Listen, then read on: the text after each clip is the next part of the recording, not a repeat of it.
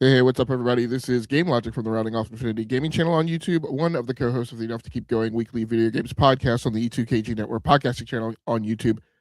Back with another episode of the Enough to Keep Going weekly games podcast. This is episode number 437 for Sunday, the 14th of June, 2026. Here with me, as always, I have my stalwart partner in crime, Mr. DBQ Hams. How you doing, DBQ? Doing well, doing well. Glad to be here. And I see that while Tao may not be here with us in person, the backdrop of the video stream tonight is honoring Tao in memory. Yeah, I've been using up any old backdrops that we had in place, and then incrementally deleting them to prep space for new backdrops. But I didn't want to start cycling in new ones without. One last Pokepedia, or Poketopia, or one last time for me to mispronounce the game. There we go. So speaking about callbacks and things of nostalgia and well-worn trails, your first game for segment one, our main gamer experience stories, meaning the primary game that we've been playing for the past week, primary games we've been playing for the last week, has been One Such Thing. So you want to take us through your first title for tonight's rundown? One Last Time is an excellent segue into Destiny 2. So Destiny 2 on the 9th had its final update. So now it is in maintenance mode. At this point, the Bungie dropped a number of significant updates that they had been announcing over the past weeks or so, in terms of a lot of sandbox updates and additional returns. Really, a lot of weapons and armor sets returning, new perks attached to them. Let's see what else. We got a couple. Sparrow Racing came back. Sparrow Racing had not been here since Destiny 1. Sparrows were your little kind of speeder bikes that you move around on. They brought some changes or some kind of tweaks and twists to public events. So if you were around Destiny 1 at the start, public events were always a great way to grind some gear. Now public events have this kind of corrosion or corruption event where certain public events on certain planets, and it cycles through on a timer, because it is not like the first night it was one place and then by the time I ended up it was another place. So excuse me, I'm just getting choked up talking about the end of Destiny 2. So Henry Heck, glad to have you here. So yeah, the public events are actually pretty interesting. Like you finish a public event, which is the same as it's been all of Destiny 2. And it's amazing how much the muscle memory comes back to know what things to trigger the heroic public events, which in like the first 6 months of Destiny 2 were actually meaningful in terms of gear and things. But then once you finish a public event in these corrupted areas, then you get a second timer that starts, and in 30 seconds you have up to 9 waves of like what looked to be I'm going to get my terminology wrong, but remember back in like Rise of Iron and kind of the red kind of cyber stuff that was all over the place in terms of the I'm trying to think, some of the Rasputin and some of the other kind of, it was a very design aesthetic that came with this corrupted virus. And so it is back, or some semblance of it is back. And so you have enemies that have this corruption, which are more powerful.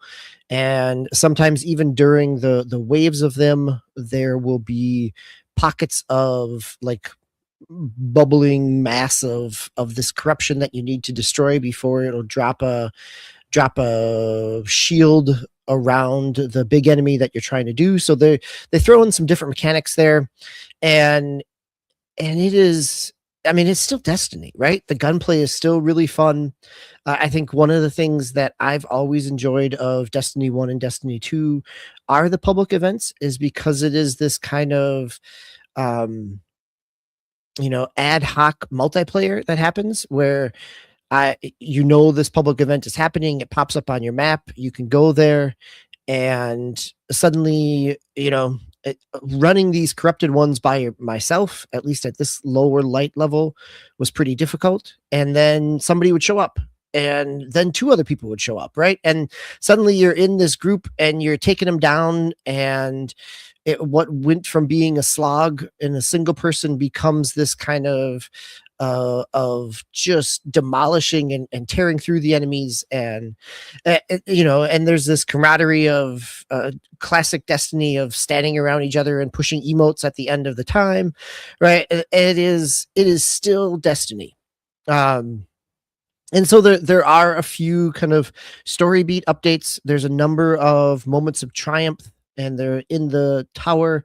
There are additional kind of pillars that you can go for moments of triumph that bring back different gear that you can purchase. So as you're doing basically anything, you're getting certain currency that you can then go and buy things that are back in the game. It's a great kind of, I mean, it would have been a great victory lap right after the final shape, right? To use that momentum of everybody had this kind of cumulative narrative wrap up and had a player high peak, and then to kind of throw this victory lap in of like, here's a sandbox, go play. And unfortunately, that's not the path they took. They tried to get more out of it, which is understandable from a business standpoint. But Destiny was bleeding numbers.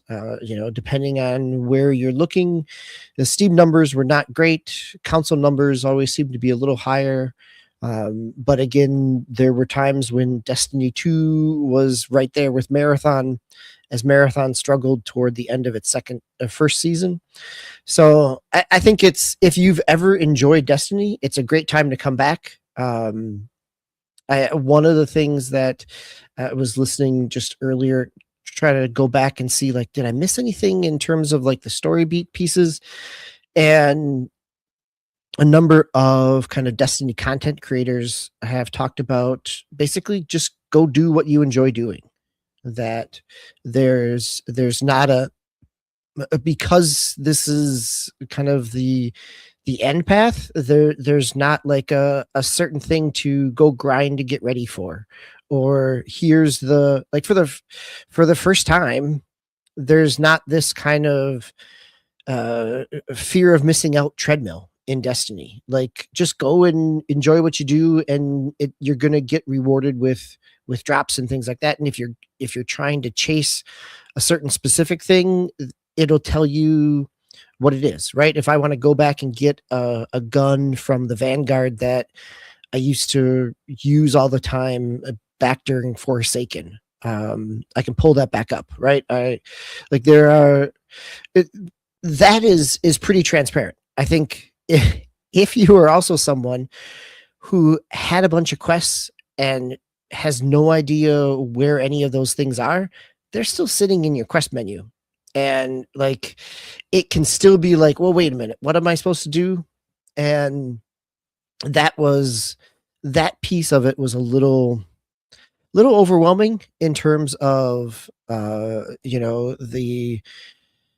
oh yeah, this is a quest that I fell off on. Do I even go back to it now? Or I have 3 tabs of quests. Which one is actually meaningful?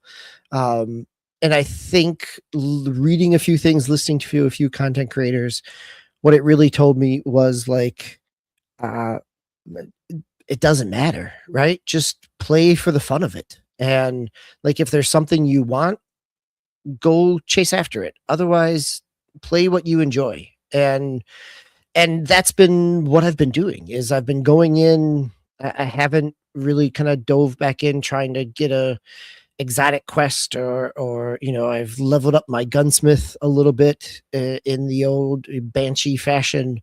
But a lot of it is, where are those public events? I've gone back and driven around old areas that you and I and Swiss would race from one spot to another, or my uncle and I would run nightfall strikes.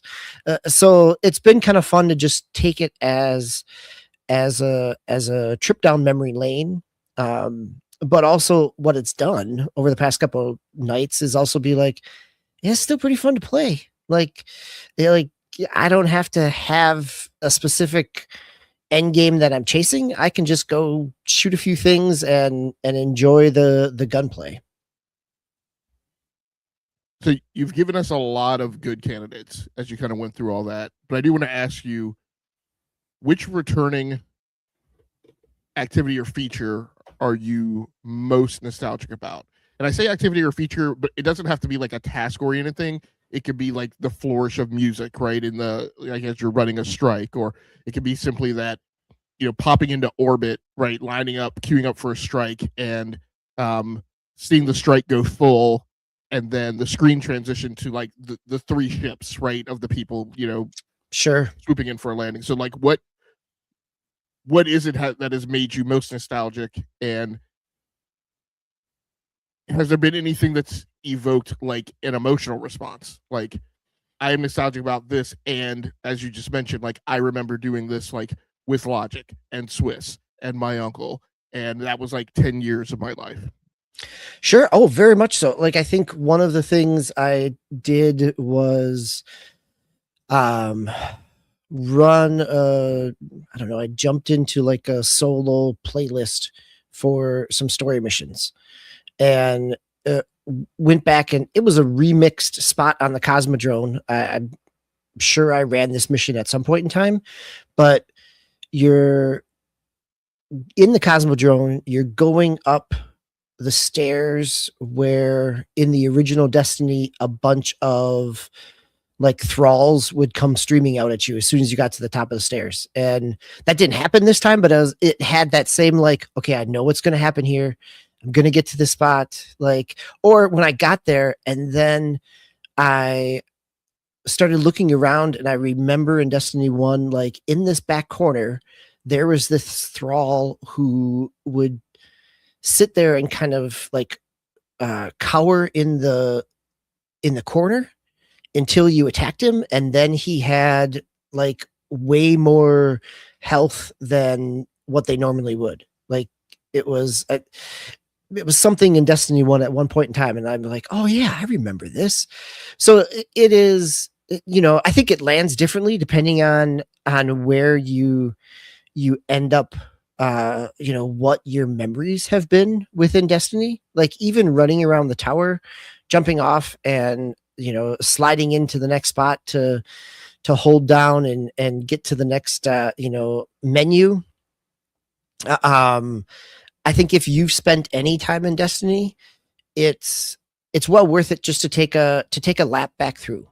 And you may find yourself like, it may be a reason. It's not necessarily a reason to suddenly make this your nightly play again, right? Like, this suddenly now is the equivalent of breaking out a racing game or a platformer or a fighting game that you have memories around, and to jump in and play a little bit and remember these areas and these landscapes. And like, I was running to a public event, and I remember I jump off my Sparrow, and I remember this cave where in the original Destiny there were like helium filaments, or whatever, the helium fragments that you would run on the moon, and that you would, for the amount of time that early in those first few months of the original Destiny, that you jump back and forth, or run back and forth between loading zones, so that your helium fragments would respawn because you needed X amount of them in order to upgrade a weapon or a piece of armor. So, Yeah, I think to me the thing I'm really enjoying the most is the public events, is because it does add something a little bit different. If I was jumping in with a crew, it'd be likely that all the same, whether that's the times that we played in Gambit or running Crucible. I think if there's something that spoke to you at one point in time in Destiny, if if you've got space on your hard drive to reinstall it and take a trip down memory lane, it's not a bad thing to do at all. And if you haven't played some of the expansions, they're like dirt cheap at this point. Like the final shape is $3, and even the Star Wars one that came out in December is $12. So I have all of them, but it also gave me a reason to pick some of them up on other platforms. So I picked it back up on PlayStation to run around, and since that's where I started Destiny 2 on, to go back and revisit it that way as well. Yeah, so in the chat, Henry Heck has mentioned, well, first of all, he said, there's a solid end of life plan situation going on for Destiny. So it sounds like he's enjoying that it's being well executed, kind of how they're sending it off on its way. It mentions that his emotional nostalgic high has been Shaxx yelling. Yes. I don't. Yeah. Yep, in a deep Shaxx voice. Yep. Then he mentions, I'm definitely going to jump in this week for a few Crucible matches. Go get them, Guardian.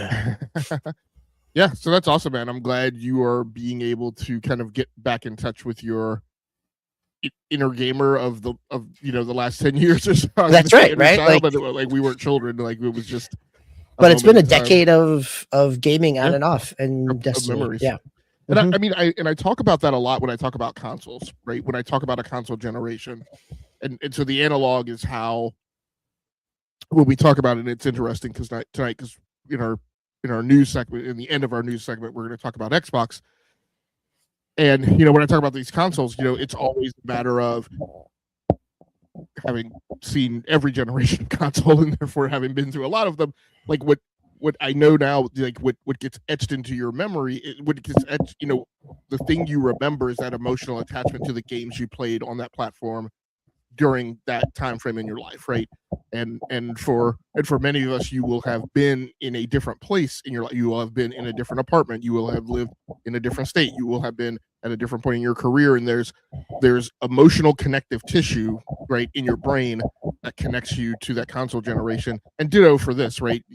Games as a service, live service games get a lot of flack these days.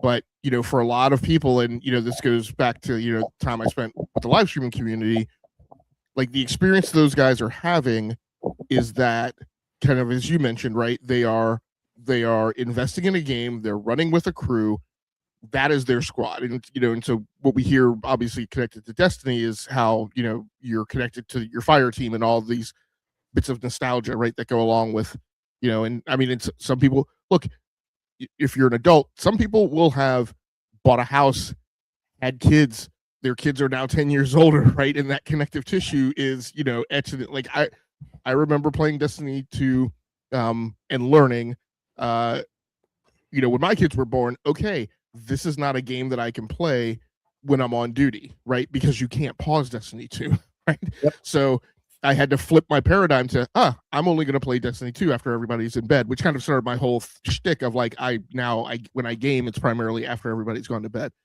So yeah, this is a neat, and when you mention, it's one last victory lap, I'm driven to think of like, when you're graduating high school, right? And you do that one last walk through the halls, right? Or even when you go back, right, to your alma mater, whether, high school or college, and, you tread those paths and walk those ways that, you walked before. So very neat, very awesome to hear that you are getting an opportunity to kind of dive deep into that well before Destiny goes on its way.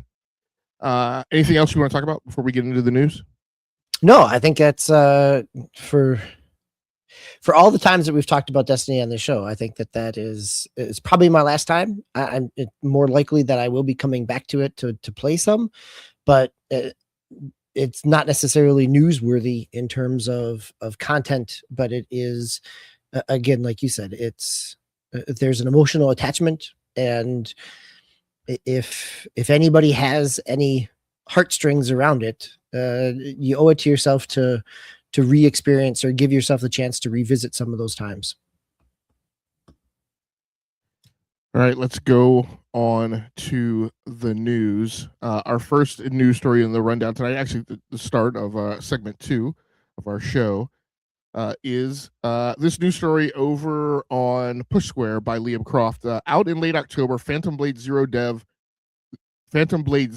developer doesn't care how close it is to GTA 6.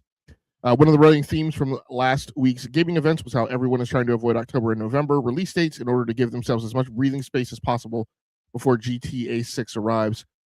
What that's actually resulted in is an absurd September 2026 release schedule with multiple high-profile titles launching on the same day. Nobody wants to go close to the next Rockstar open worlder for fear of losing attention to what might be the biggest entertainment launch in history.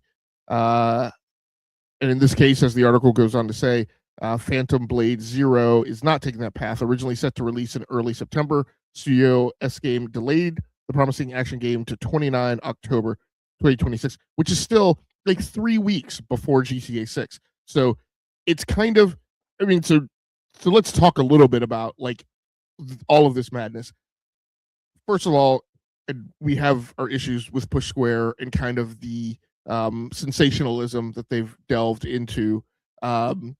This is 3 weeks before GTA 6. There's no problem, zero problem with Phantom Blade Zero launching in that window. There's no problem with any game launching any day of the week up until November 18th. Right?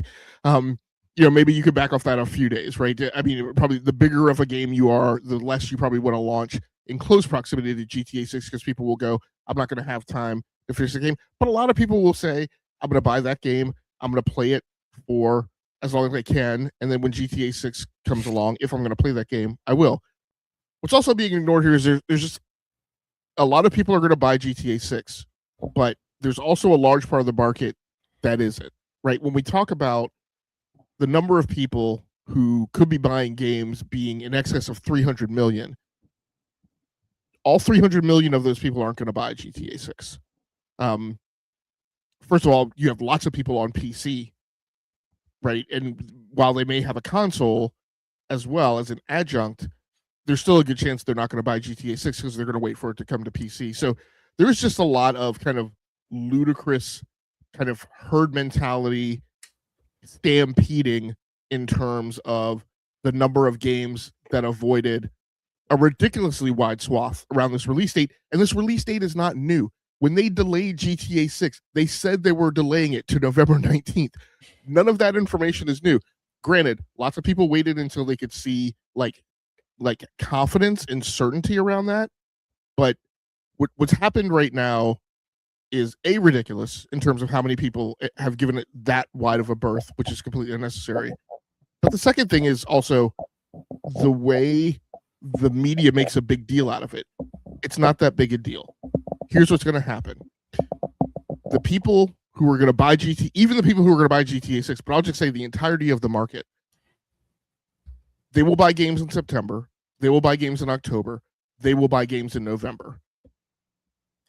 And if GTA 6 sucks a lot of time out of their capacity, right, in the month of November, then they will play those games in December, right? And even if they don't buy them in September and October, they will buy them in December. So it really doesn't matter when you drop your game, I personally think, in September and October.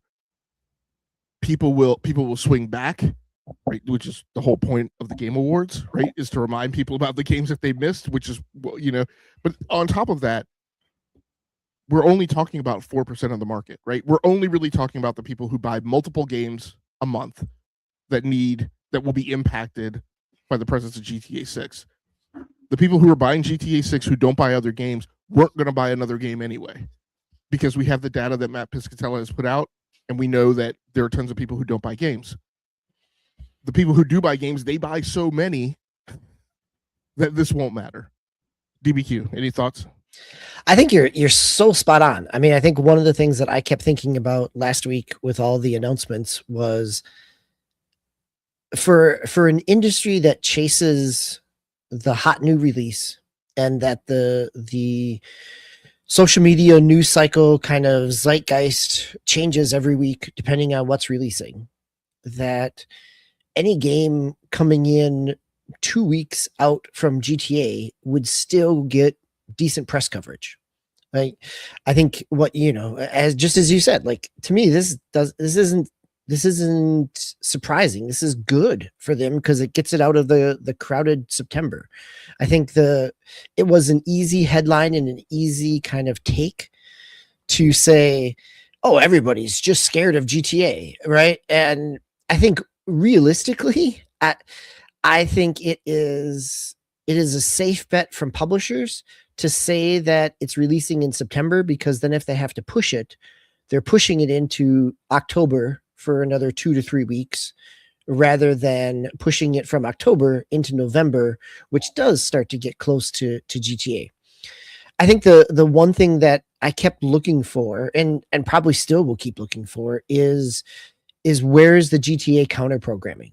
Like, right? Like, what else is going to launch around that time that for people that don't buy GTA, or and I think your point on the numbers that we've had, whether it's from Newzoo or Matt Piscatella and Circana, that the industry and the market is such that there is a small segment of people that buy multiple games and buy multiple new games, and there's a small, in a month, right? And there's a much larger segment that just buys. Ooh, excuse me, I'm just getting all worked up over this, right? Like, and that only buys a few games every year, and they were not going to be they're not competing for these same release schedules. And so I think it's an easy analysis to make that people are scared of GTA. I think it is much more of a hedging your bets from a publisher standpoint in terms of releasing. And I think we see, as things get closer and people realize, like, there is a little bit more space, I could see people stretching to be in front of GTA. Nobody wants to be the week after GTA. That I can understand. But I think you will still get a good cycle of Hero Down Under and Henry Hack were talking about 007 First Light, right? Got great press coverage the week it launched. And then what have you seen for press coverage since then? Right? Like, I think in general that yes, Hero Down Under, yes, you are correct. The Godzilla game is right in front of GTA. So there is, one towering kaiju that is not afraid of GTA. But I just think that the attention span and press cycle is so fast that it wouldn't hurt a lot of publishers to be a little closer and have a little more spaced out. So yes, Hero Down Under, I think you're right. Like, the word of mouth has been great on 007, and it has continued. But I think it is the word of mouth piece there, and that word of mouth can happen to lots of different games, even as they're coming close to GTA.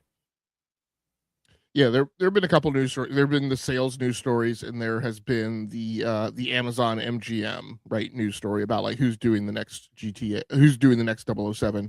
But not as much huge. Hero Down Under says GTA 6 will suck up all air from September till December.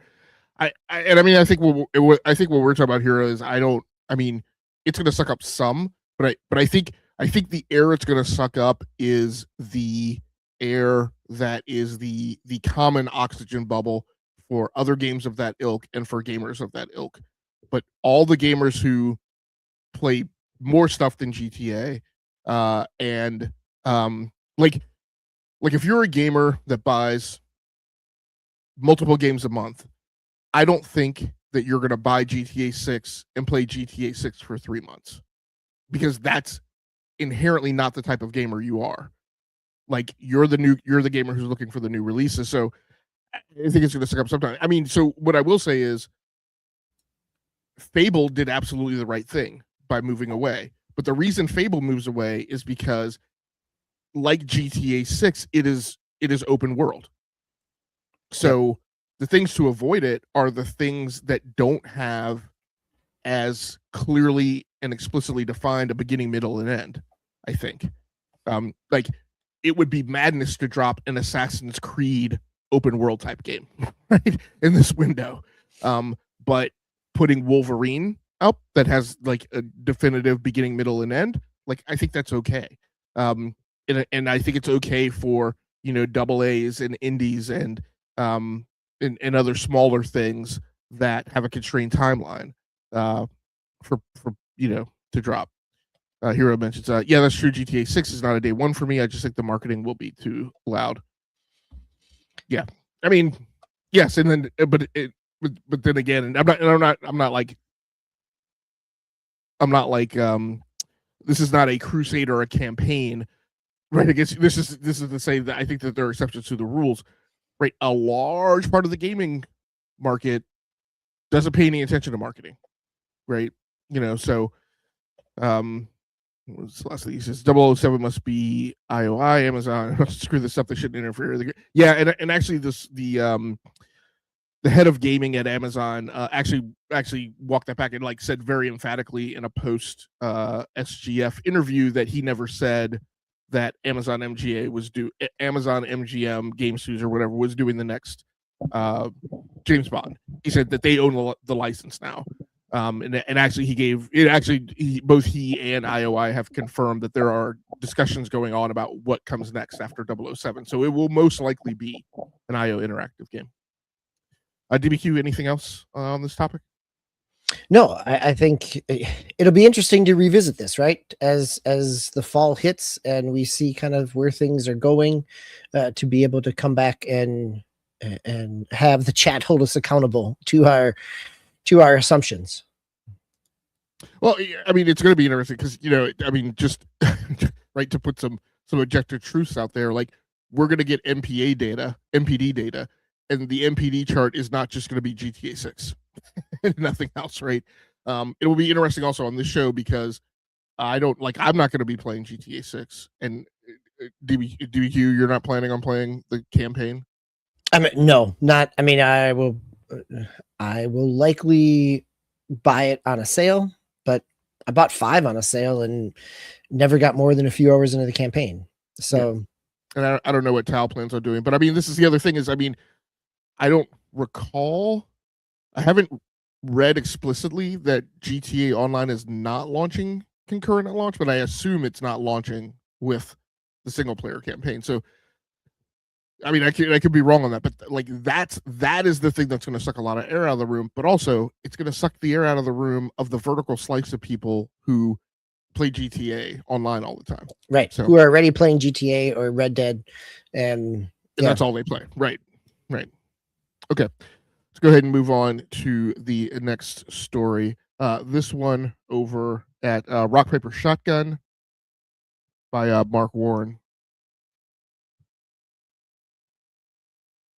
Ubisoft are reportedly laying off up to 380 staff as the Assassin's Creed publisher closes 2 studios and restructures another. Ubisoft are reportedly continuing the ruthless cuts they've been instituting in various stages since the start of this year, with the latest round seeing the publishers Winnipeg and Belgrade studios close down. At the same time, Ubisoft Barcelona is being restructured to focus solely on Rainbow Six games. As a result of all that, up to 380 staff are reportedly at risk of losing their jobs. The cuts have been reported by publications including IGN, The Game Business, I think he means Chris Strings, The Game Business Show, and Game Developer. The latter cite the layoffs as currently being pending consultation, hence the lack of a concrete number of workers who will be let go. So the one thing I'll mention is, you know, this is a story that I've been following and have talked about on the Games Memo or other podcasts, solo podcasts of mine, and we've talked about it on this show. So first of all, I want to say the number was a cut of 200,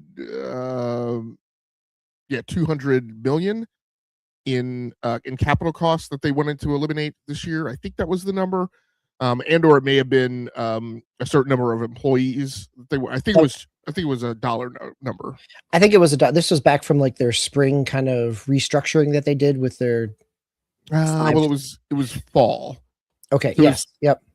And so, and the other thing I will mention is,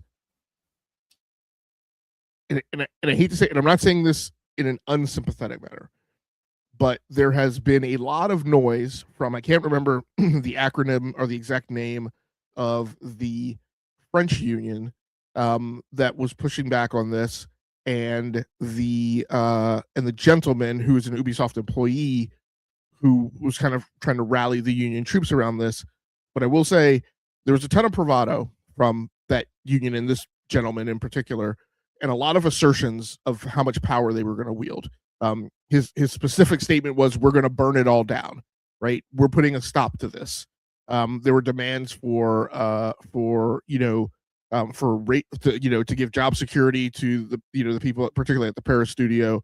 A demand for raises, because for the last couple of years they haven't gotten raises. So I think there was a demand for like a 3% raise.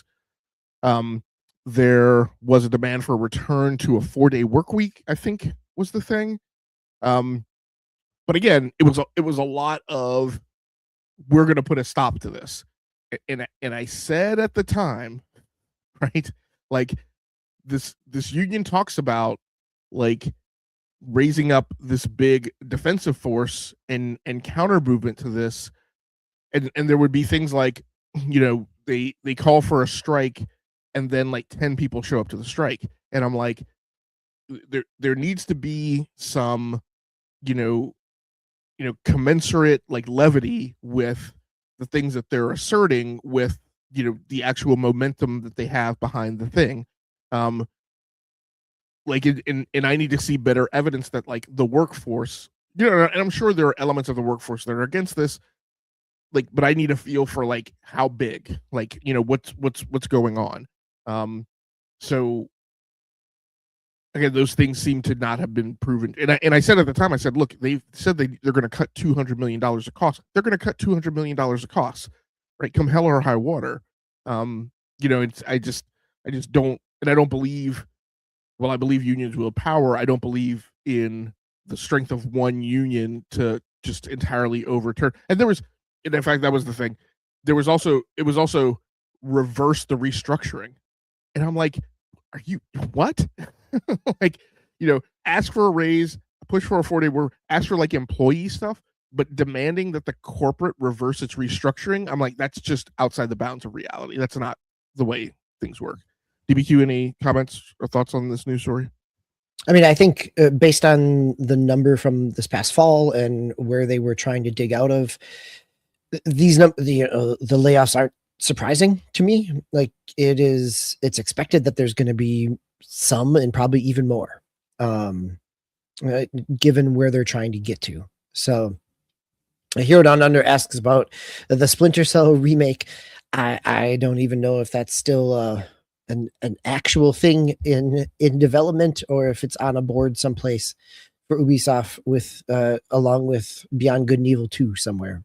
So I would call it impacted in the same way that and again, it's an Xbox analog, right? To where Phil Spencer said, the acquisition occupied a lot more of their time in gray matter than had been expected, right? And so I personally feel like during that year of the acquisition, 2023, right, there were things that they missed, right? There were quality checks that they didn't get done because time of the GLT was sucked up with this activity, which they hadn't anticipated.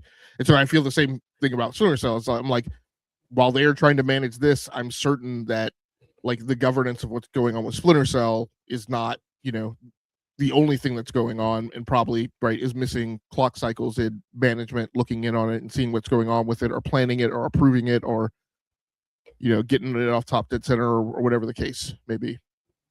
DBQ, any other No, that's a good segue into our final article around Xbox continued attempts at relevance in the news cycle. That is a harsh read on this, right? I think Xbox has Asha Sharma and Matt Booty and all the new leadership there have been very intentional about staying out and in the news cycle over the last few months. And whether that's been positive or negative, I guess is, how you read it. I think if what they're trying to do is change the narrative around Xbox, they are actively working on it. That I'll give them. Whether or not they're changing the narrative is still part of the question. This article here comes from gamesindustry.biz. It's been picked up a number of different places. Asha Sharma was speaking with Fortune this past week, and the quote here is prioritizing reducing hardware production costs rather than focusing solely on developing the most premium high performance consoles. She goes on to say, we must think about the cost and construction of consoles and how we create different plans, partnerships that allow us to have better distribution and experiences. And then what is needed for consoles rather than just most premium high performance console in the world is, so I think this is a clear 180 from the last, the initial announcement around, that Xbox with Sarah and Phil talking about the new console will be the most powerful console ever, and this is kind of pivoting that, talking about games, as well. We're starting to introduce one or two signature exclusives. The business becomes healthier. Try to look to do more of that. Players can expect a reliable pipeline that validates their historical investment in the Xbox platform. So that idea of, so I want to, yeah, go ahead. I'm going to hold just on that comment from Matthew Ball. Yeah. So that validates their history on the platform, and it's highlighted by that instance, but it's not the sole instance. It's that nowhere, and you mentioned it, right? These guys have been out, very visible and very present in the wake of their showcase, deliberately so. And the last time we saw this type of activity was leading up to the Q1 earnings call last year, right? When Satya, Booty, who is not usually part of the press tour, right? Satya, Booty, Sarah, and Phil were out doing the trips the week that earnings call was going down, which just is, and I've tried to emphasize to people, that is not normal. Normally, when earnings call week is going down, normally the executives are at HQ because they're practicing, they're rehearsing, they're putting slides together, they're doing last minute white glove of all the data and the presentation. They're not getting out trying to change the narrative or craft the narrative before the news comes. Yeah. Right. So, in the wake of the showcase, these guys are out, and there's more of them now. Like, it's not just 3 of them, right? So, but in no instance have these guys said the reason we're doing exclusives is to sell consoles. No, right? It's been about trying to play to an audience, to show. I mean, if I want to think about this in a corporate way, to show the value of the brand. If I want to think about this in a more cynical way, it's to try to justify the brand's existence in terms of the console exclusives, and it's, yeah. I say it is to quiet and quell the villagers who have taken up torches and pitchforks to go out hunting for Frankenstein's monster because he drowned the little girl in the lake. Yeah, right. I mean, I think that was a great example of, Asha Sharma replying and doing Twitch or Twitter polls, X polls, in terms of of engaging with the community, and the last minute changes the week before the showcase of pulling off PlayStation 5 logos on trailers. It is so much of this. A lot of this to me feels like pandering to an audience that is very vocal, that is not necessarily going to move the needle for them because they're already in that infrastructure. They are your consumers. Like, yes, this plays well for those people already in that ecosystem and already part of that tent, but I don't see how these types of tours really shift the narrative for the larger gaming consumer.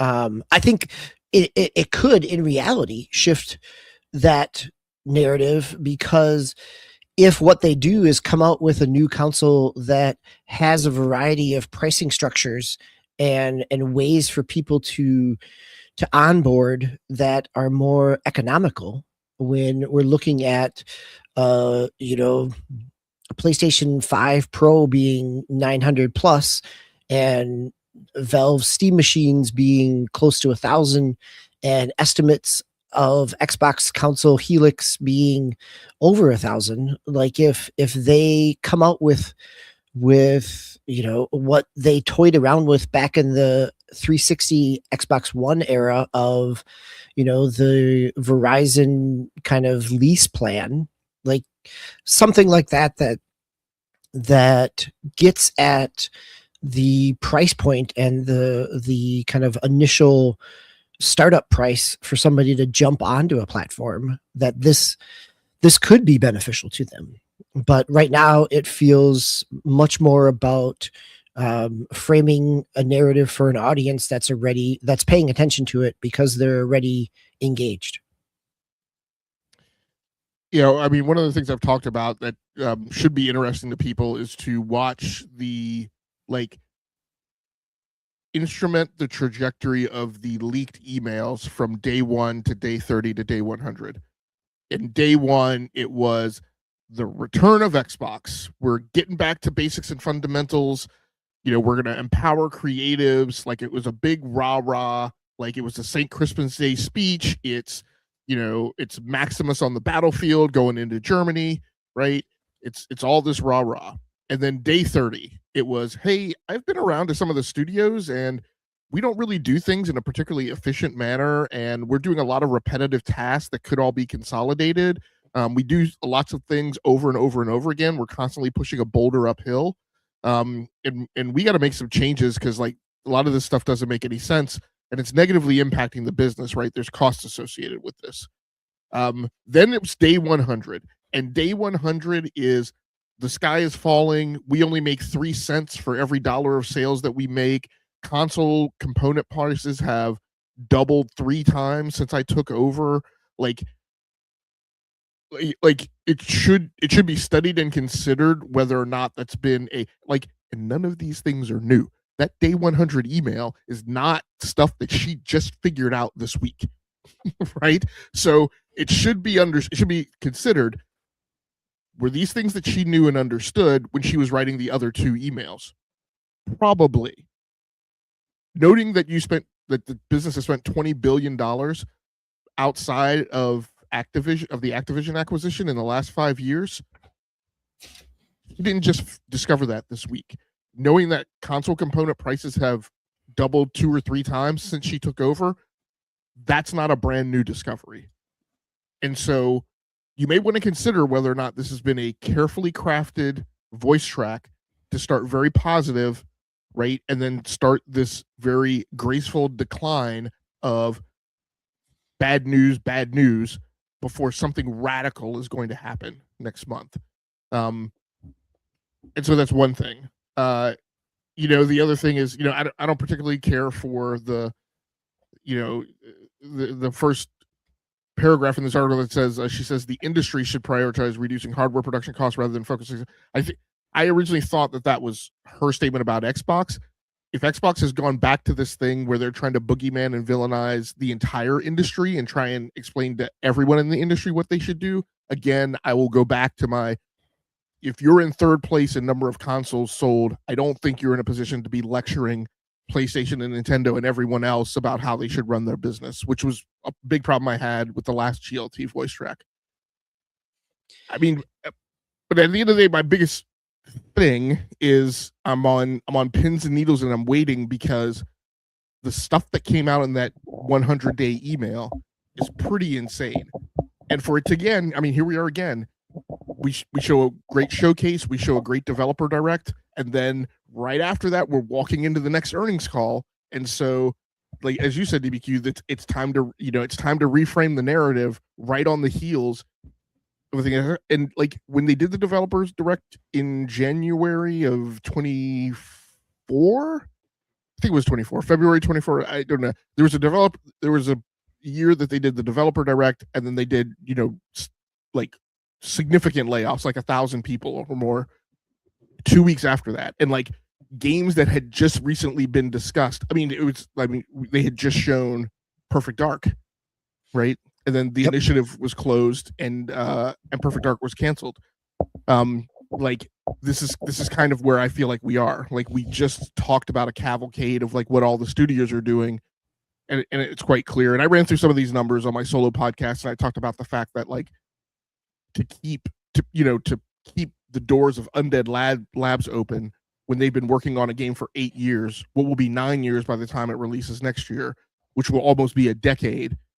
They have spent $130 million, right, to keep the head count at Undead Labs, which is like 120 people, right, going. Now let's look at Gears of War. Gears of War is 4 times the size of the Undead Lab studio. And they have been working on Gears of War E-Day for almost the same amount of time, I think. Maybe a little less. Sure, because Gears 5 was 2019? I think. Yeah. Yeah. So, like, and you're going to keep the game exclusive. You're going to deploy it to a console that has sold about 35 million units, where 90% of the user base on that console will play that game through Game Pass. And you're not going to ship it to a console that has 90 million users on it.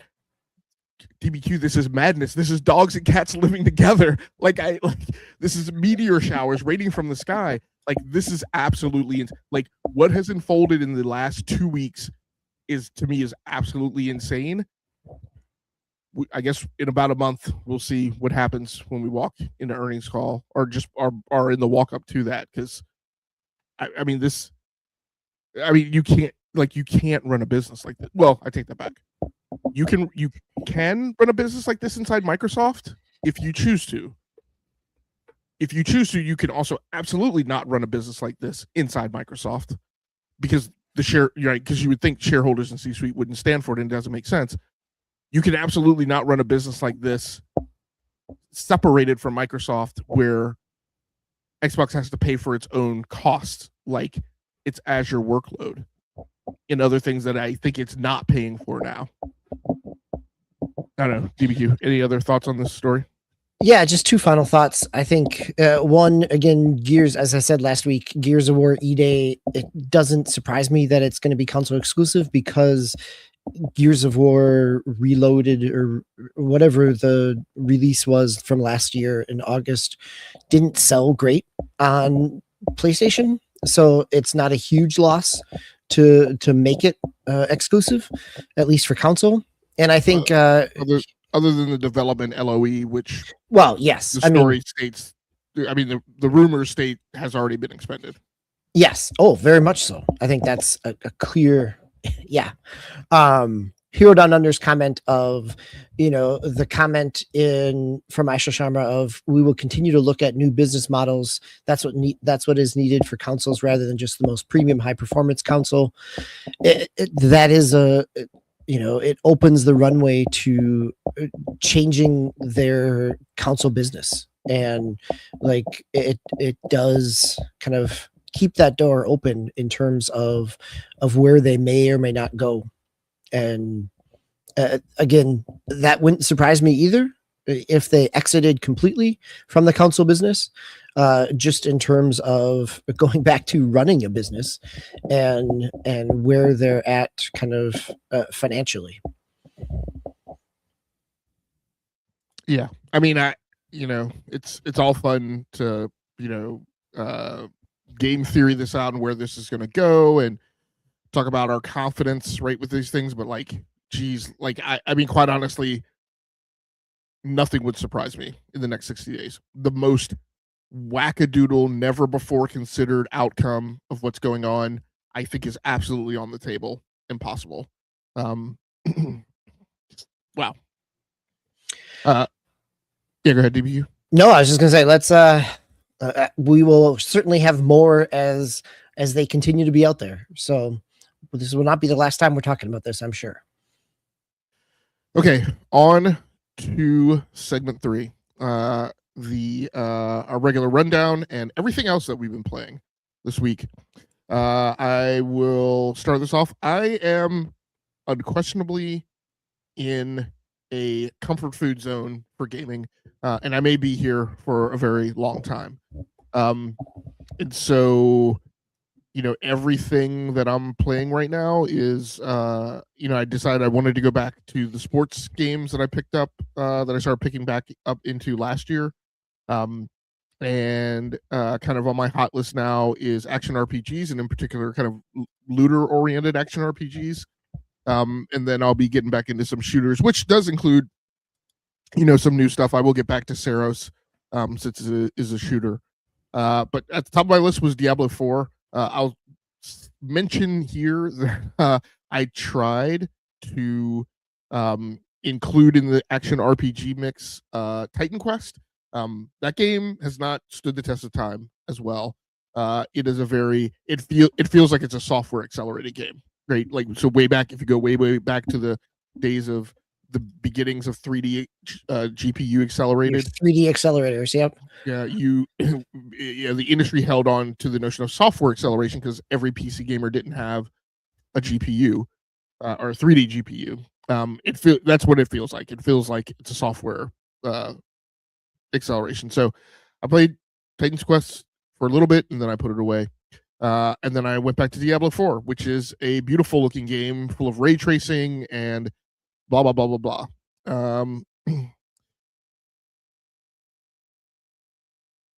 And Henry Heck mentions we've been playing Dark Tide, It's Been Fire. And I can't remember, is that, I guess that's one of the Warhammer? It's a Warhammer games. One, yep. Yeah, and it's a 4-player kind of, Back for Blood, type of game. Yeah, that caught my eye in the comments because one of the other action RPGs that I put on my list, because I have it in my Steam library, but I have never played it, is Darksiders Genesis, which is actually more of a looter action RPG rather than the kind of 3D action adventure game that the other Darksiders games have been. It's a fun game that got overlooked, is Darksiders Genesis, and the kind of isometric aspect of it. Yeah, so I plan on getting into that. Plan on getting going back to Van Helsing and Van Helsing 2. But anyway, playing Diablo 4 this week. Went back to my Barbarian, and I'm remembering the days of when I started playing the Barbarian class. It's like, and and started like, configuring, the initial power set and stuff that I got, and I'm like, man, this is like keyboard busy, like way more keyboard busy than my normal approach to Diablo. And I was like, I don't know that I'm gonna be able to stick with this Barbarian and the way the class is oriented. It's not as straightforward as it has been in previous versions of Diablo in the way the powers and skill sets stack. So now at level 30, or no, I'm sorry, now at level 41, I feel a lot more confident playing the Barbarian. And there was a lot of engaging with enemies and running away initially. And of course, there's no run in Diablo 4, so that was also problematic. But yeah, it's been fun. Interestingly enough, I think it was the Lord of Hatred DLC that just dropped. Maybe it happened before. I think it was just with Lord of Hatred, but they wiped all of your skill points. So Yep, that's with Lord of Hatred, where Yeah, you reset everything basically. So you're going back in, and yeah, if you haven't played in a while, like I jumped back in with Lord of Hatred and was lost trying to respec everything. yeah. So that's the first thing you have to do, and they don't tell you. So I popped into the game, it just picked right back up where I left off with the campaign, and I walked out of town and drew my weapons, and I was like, hey, hold on a second, why do I not have any powers configured? And then I went back to town, and then I actually had to Google like what the heck is going on. So yes, they wiped all your skill points because the skill tree now looks different. I think it has like one additional node in it. And then there are Lord of Hatred, like power nodes, minor nodes scattered throughout the skill tree. So you do have to respec, which could throw you off if your gear was oriented around how your build was, which is the case with Barbarian. Like what weapons you equip is kind of intricately coupled into your power set. So it was a bit of a loop, but I still had a great time with it. Still enjoy the story that I'm going through. So I will be sticking with it. Also, two other sports games, as I mentioned, I got back into was EA Sports College Football on the PS5 Pro, and then EA Sports Football Club, because of course we got World Cup going on. So, which I play on I think I play Football Club 26 in a few different places, but I specifically picked back up with it on the Xbox. College football, I'm playing the Mizzou Tigers. So I had just finished a season right before I had uninstalled it last time. So I got back started with it. Last season, I went to a bowl. I was a football championship contender, but I got ousted like in the first round. So we are back this year. I think I barely eked out a victory over the San Diego State Snapdragons, and then coming off that game with wobbly confidence, I then walk smack dab into an SEC matchup against the freaking Florida Gators, which are like 90 rated. So, fortunately, pulled off they were ranked 5th. I was ranked 9th. Fortunately, pulled off a rather big upset with that game, winning that game 17-7. So I was pretty happy about that. And in football club, I can't remember the name of the club that I'm playing, but it's a member of the Polish league. And so I'm doing fairly well there. I am deep into slider territory, by the way, with these EA games, and so you kind of need to be, and yeah, that's always been the case for a number of years. I think I'm wired pretty well. I have pretty much like a pretty decent like feel for the games and the seasons as I'm going through. Because again, my objective in setting sliders is to get a somewhat realistic season out of like these with the franchises. So I don't expect to have winning seasons every year. So I think they're wired pretty well. They're wired well enough to the point where now when a game feels a little off statistically from where it should be, I'm comfortable and confident going in and kind of tweaking, one or two sliders to try and, edge it back. UDBQ have been playing a game that I'd spent, I don't know, about 27 to 30 hours in as of recent. That's about where I'm at with Forza Horizon 6 is just a little over 30 hours or so. And it's great to hear you talk about comfort games, right? Like just kind of going back into the pile of things that are comforting. And, as I talked about at the top of the show with Destiny, but playing a whole lot of Horizon 6, I've prestige, I hit level 200 and it ticks you back around. I have got my gold wristband in Legend, and just this past couple nights ago finished out the tour, the Japan tour stamp book, and got that as well. So it kind of made my way through most everything. I've done some of the seasonal weekly content in terms of running some of the circuits and races, not necessarily doing everything within each season, but definitely definitely playing a lot of it and enjoying it, but also feeling like now that I've hit those kind of milestones of the gold wristband and the final stamp, I am not feeling the same pull of moving towards something. I'm just kind of driving and enjoying. Like I'm feeling my time coming to, my nightly play of it is become more intermittent over the last week. Feel like I went back and watched Fast and Furious Tokyo Drift just as a kind of send off to Japan and Forza Horizon. But what I played, it's still wonderful. It's still fun to play. It is all my criticisms from the initial first 3 hours are still there in terms of feeling very sterile. And not having a whole lot of personality to it, but still enjoying the races and cars and everything else. Hero Down Under asked about Iron Harvest and Frostpunk on consoles. I haven't played either on console. I played a little Frostpunk on PC, but have not. Don't know what their interface and menus and kind of UI is like for consoles. Game Logic, do you have any aspects there? The only one that I know that I've heard of is Frostpunk, which I've heard good things about. But for me personally, that would just be a game that I played on PC. Like I personally would never play it on a console. Actually, I think I have heard of Iron Harvest. I thought this was a game that launched in not great shape and then improved over time, I think. But I'm not absolutely positive. It has visuals that I might be getting confused with a game that I thought was by Frontier Games, but I could be wrong. But yeah, I haven't played Iron Harvest at all. And I don't have the Steam app open right now. I'm not sure if this is on my wish list. Sure. But yeah, I've heard good things, but yeah. Some of the other things I've been playing are things I can't say a whole lot of. They are betas of new versions of things that you are talking about. So the next game on your list is one of those with Madden 26.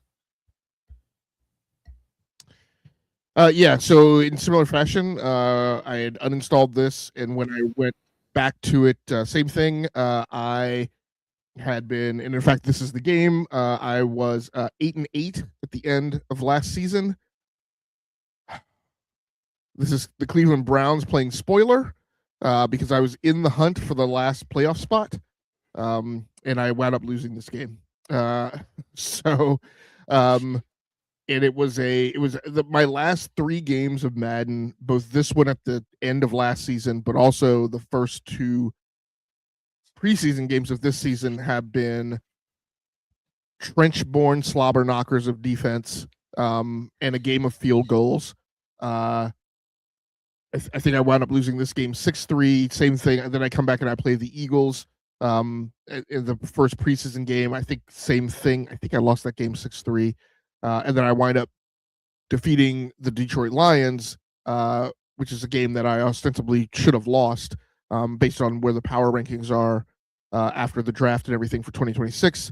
But I wound up squeaking by them again in a game of field goals. One thing that I have noticed is, so I went into the settings and I had the revamped passing style on, which I don't do well with that. This is the meter, right? As you pass, or yes, and I think I wasn't even looking at where the meter is, and the meter is like on the receiver, so it's like you're using the revamped passing style and having to take your eye off the quarterback and where the rush is closing in on you and look at the receiver because the little meter is very small and it's right underneath them. So I took that off and I went back to classic passing, and things have been a lot better since then. I want to try. There's another type of passing. It's out of the 4 options, it's the first one listed.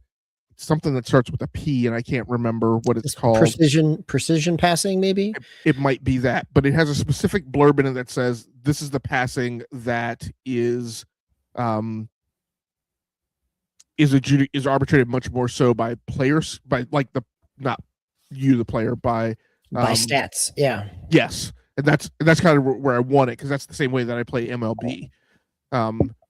So I need to take a few minutes tonight to kind of test that in a like a non-season matchup, just a generic match that I'll play before I go into my franchise mode.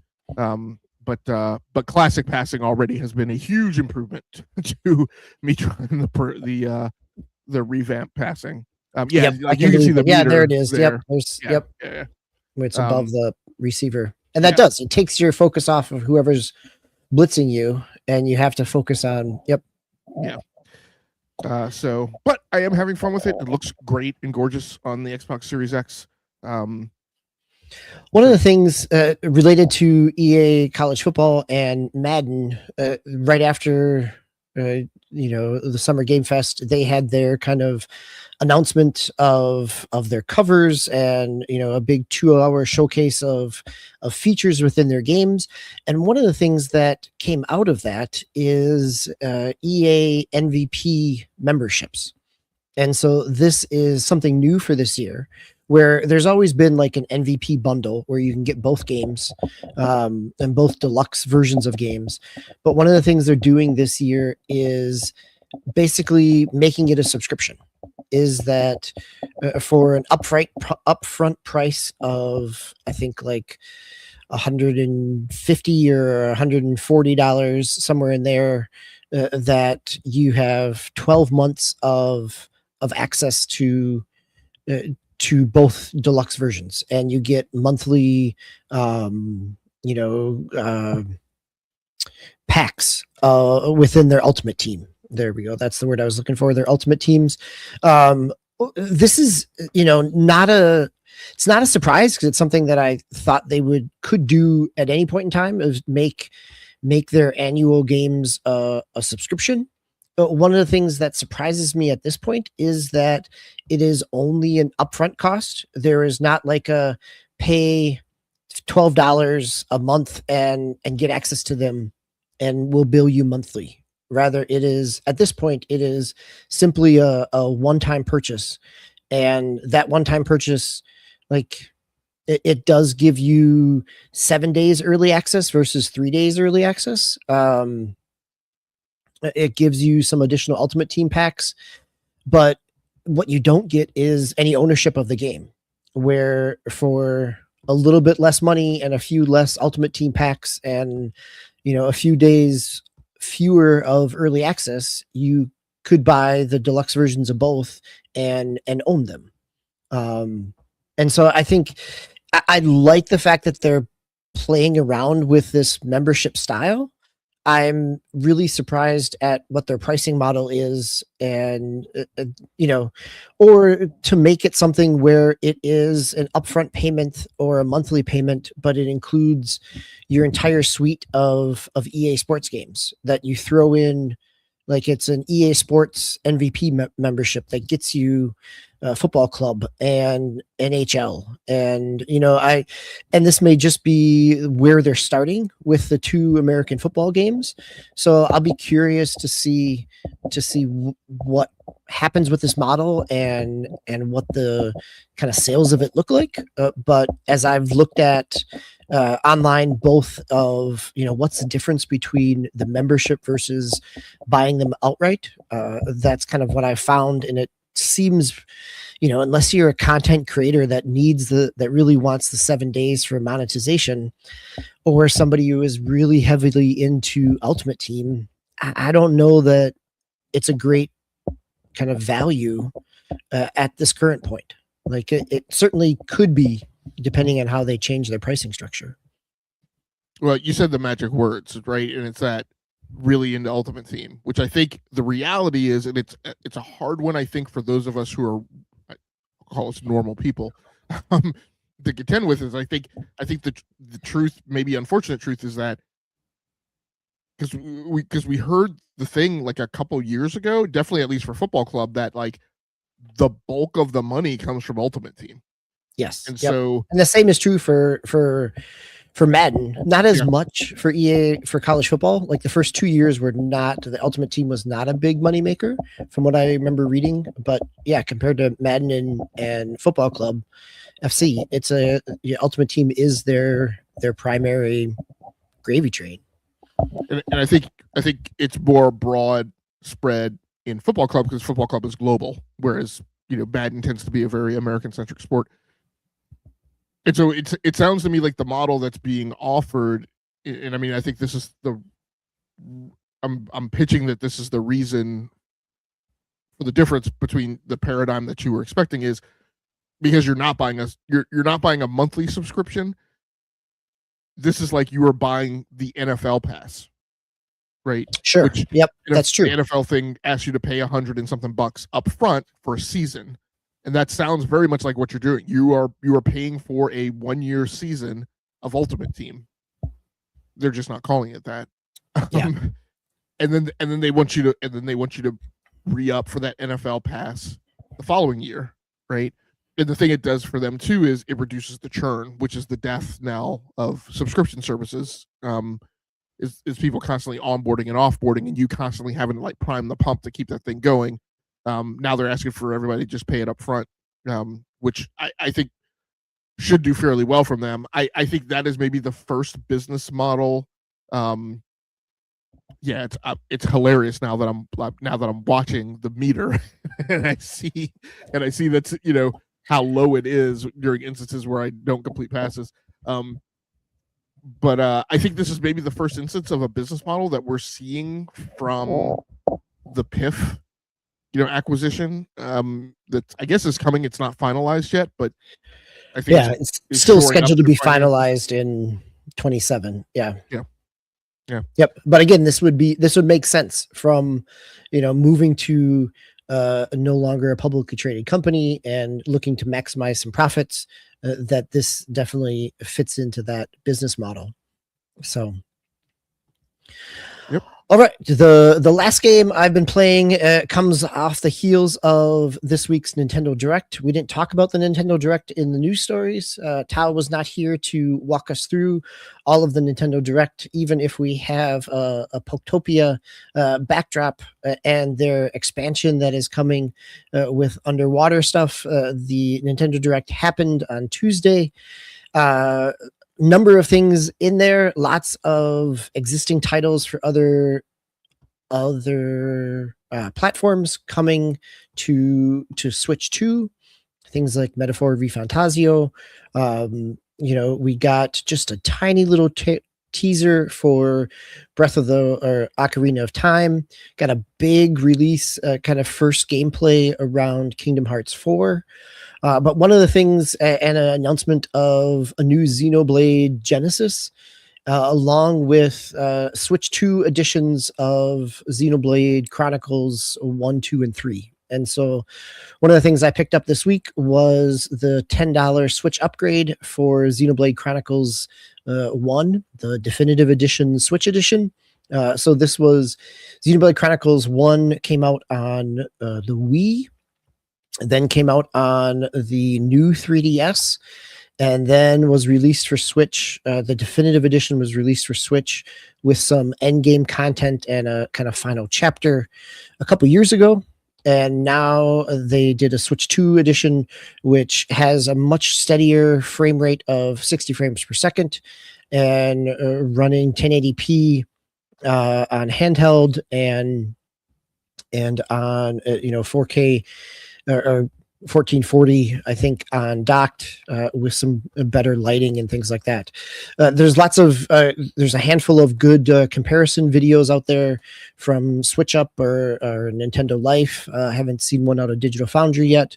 The general sense is that the upscaling that people found problematic and a little blurry with their Switch 2 edition for Xenoblade Chronicles X has been improved, that it's a little cleaner.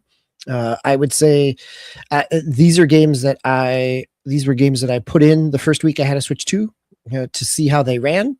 and they looked terrible because they were still running the handheld Switch version.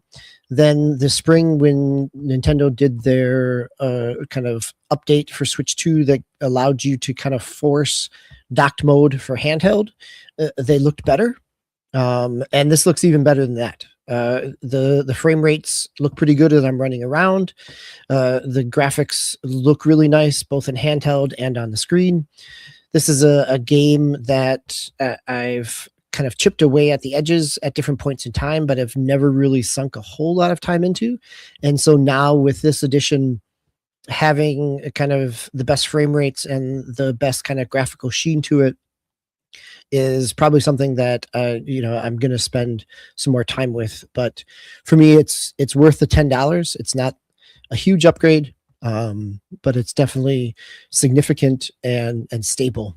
So, and also it to me is there to support the fact that they're doing something to bring these games up to a Nintendo Switch 2 quality. And so that's the definitive edition, the Switch 2 edition, Xenoblade Chronicles 2, which I know Tao has been playing on and off for the past couple years, or talked about it a couple months ago.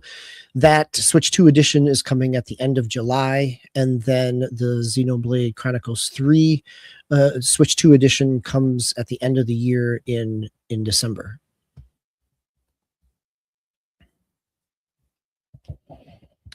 Okay, let's round out the show with a brief discussion on significant releases this week, and there's just one. And it's really only significant because it's something that we've kept our eye on. And so this week is Drive Rally, or Pound Drive Rally, or hashtag Drive Rally, coming out for the PlayStation 5, Xbox Series X and S, and Switch. Did it ever go into full release on PC? I know it was early access on PC. So I'm going to assume that it went to full access on PC. We'll look that up and confirm it, and I'll correct it next week in the show notes. Yeah, it is on PC. It is it's out. It's not an early access game now. It came out on PC back in April of 25. Okay. And I want to say, I think this is the same thing as the Assetto Corsa series has done, where they did Assetto Corsa Evo, and then they also did an Assetto Corsa Rally, which came out in close proximity to each other. Because I want to say there was initially just Drive, and then there's this Drive Rally, which is a adjacent title in the franchise, which is an indie franchise. So that game coming to PlayStation 5, Xbox Series X and S, and Switch.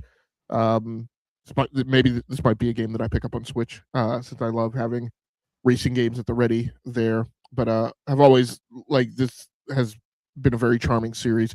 Drive, I want to say, started off as a mobile title, and then made the shift over to PC. Drive is a very kind of it's not a roguelite, but it's like runs. It's like you do a level, right, and it's run, and it's kind of like the old I want to say Pole Position or some other type of game that I'm thinking of, like from the 80s. It's a very it's like you drive and you have power-ups and gas and stuff along the way, and then you're trying to complete a given route, right, within a period of time, and there's things trying to prevent you from doing that. It's not a straight stick like race around a circuit, but the rally game is a little more of a straightforward type of racing game. Drive isn't. I would actually say Drive itself isn't actually a racing game. It's more of like a car action game, whereas Drive Rally is more of a traditional rally game. Okay, well, that is going to do it for us for tonight. DBQ, anything else? No, that's for a week without a whole lot of news because of everything last week. We sure had plenty to talk about. And thanks again to Hero Down Under, Soldier for Life, Henry Heck, and everybody else who had a chance to come through. Always appreciate you, Joe's mama, everybody. It's great to have you and the conversation that we always do as we're running through the show, and to see the conversations you have with each other. So it's a great community. Yeah, I think that's a Joe Sama. Yes, you are right. There is no M. There's no double M in there. So right. I'll take that back. But Joe's mama is going to be okay about getting called out there as well. So it's curious that you mentioned double M because I just finished watching season 5 of The Boys, where we finally learn the lore behind Mother's Milk. That was very cool. And now I'm starting a binge of the Daredevil series from beginning to end because I've never watched all of them straight through. So thanks a lot, everybody, for joining in tonight. We appreciate you. Please feel free to like the video and subscribe to the channel if you do happen to swing by and watch the VOD after this live stream. Until next time. I'm sorry. So next week we will be back at the same bat time, same bat channel. It should be Towmaster in the seat as the primary host, but we'll see what's going on with his summer schedule and adjust as necessary. Until next time, take care of yourselves. Stay safe out there. Play the games that you like. Come here to talk to us about the games that you love. Once again, my name has been Game Logic from the Rounding Off Infinity Gaming channel on YouTube, one of the co-hosts of the Enough to Keep Going weekly video games podcast, here with my stalwart partner in crime, Mr. DBQ Hams. Until next time, good night, good luck, and good gaming. That's going to do it for us. We're out of here.